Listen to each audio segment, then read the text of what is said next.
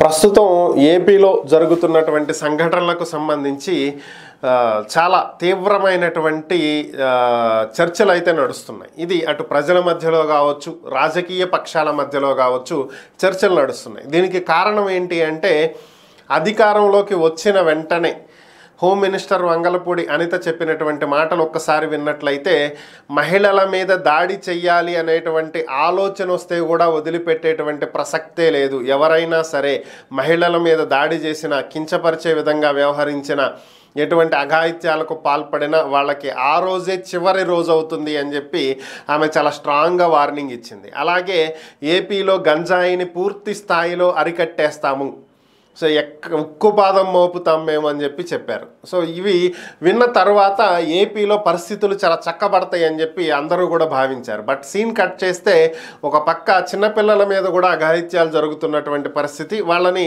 శిక్షించేటువంటి పరిస్థితి కూడా కనిపించట్లేదు. ఈ ఆధారాలు పట్టుకోవాలి, తీసుకురావాలి, శిక్షలు వేయాలి, కఠినమైనటువంటి శిక్షలు, మళ్ళీ ఇలాంటివి జరగకుండా ఉండే విధంగా శిక్షలు.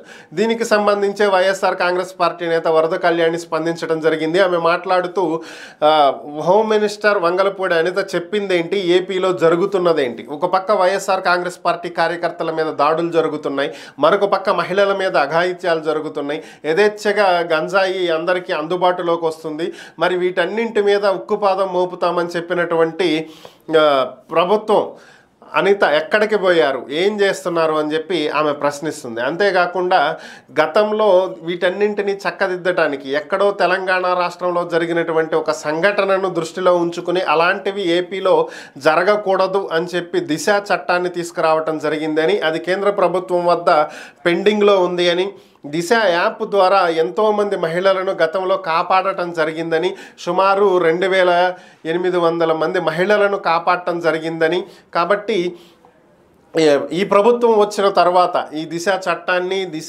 యాప్లు అన్నింటినీ పక్కన పడేశారని, ఇప్పటికైనా కళ్ళు తెరిచి ఆ యాప్ని, ఆ చట్టాన్ని తీసుకువస్తే బాగుంటుందని, ప్రస్తుతం కేంద్రంలో ఉన్నది కూడా ఎన్డీఏ కూటమే కాబట్టి తమ ప్రభుత్వానికి సంబంధించినటువంటి, తమ కూటమికి సంబంధించినటువంటి ప్రభుత్వమే కేంద్రంలో ఉన్నటువంటి నేపథ్యంలో పార్లమెంట్లో ఈ దిశ బిల్లు ఆమోదించేలాగా చూడాలి. అప్పుడు ఏపీలో ఉన్నటువంటి ఏ మహిళకు, ఏ అక్క చెల్లెమ్మకు అన్యాయం జరగకూడదు అని చెప్పి జగన్ కన్నటువంటి కళ నెరవేరుతుంది అని చెప్పి ఆమె సందర్భంగా తెలియజేయటం జరిగింది. ఇది పరిస్థితి.